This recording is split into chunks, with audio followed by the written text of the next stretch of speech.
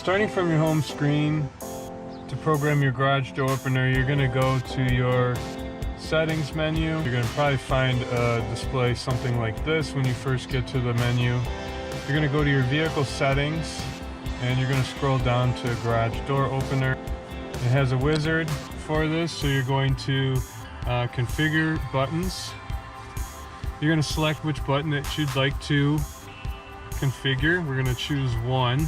Then you take your opener and you're going to hold it and point it towards the HomeLink buttons up here.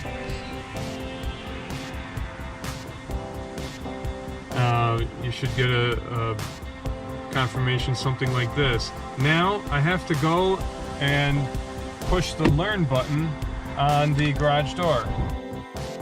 Everybody's garage door is a little bit different, but somewhere on the garage door, if you have a rolling code, you will have a learn button. This one is a little button right here, and you just push it, and this one has a red light come on. Once you're back in the vehicle, then you're going to press and hold the button that you originally set.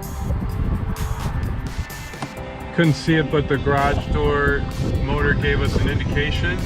Come back down here, tells us it's successfully configured. Okay, come back up here, and now the garage door is functioning.